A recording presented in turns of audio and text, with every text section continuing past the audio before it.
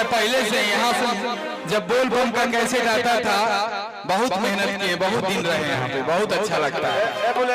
मेरे भगवान हैं आप लोग, ऐसे ही आशीर्वाद बनाए रखिए सभी कलाकार पे, हम सभी भाइयों पे।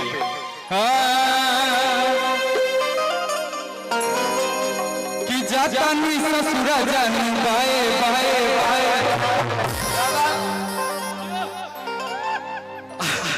जब करिया हमरा खातिर हाय हाय।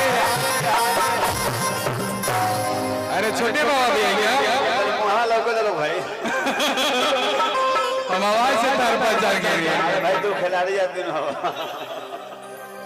अब बाल देखो। अरे गीत गानी है तक जराम में। कि जाता नहीं ससुरा जानी बाए बाए बाए, जब करिया हमरा खातिर हाय हाय।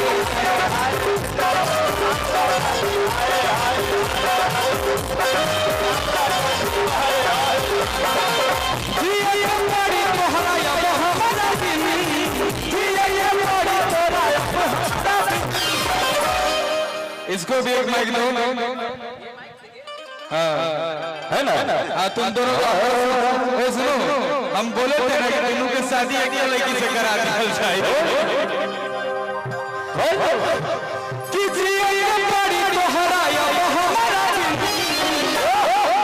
कि तोरा ससुरा में जाके हम ससुरा में जाके हम दिन बोल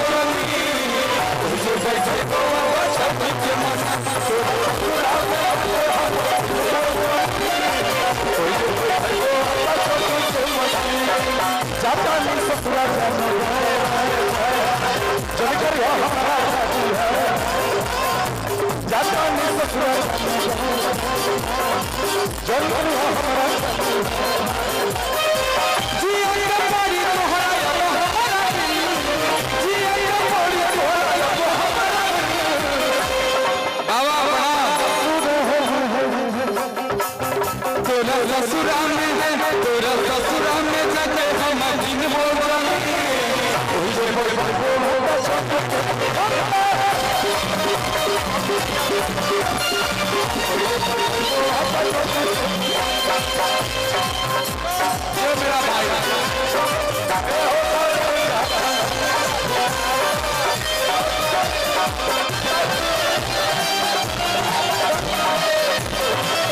आशीर्वाद कीजिए, पैसा तो आशीर्वाद चाहिए।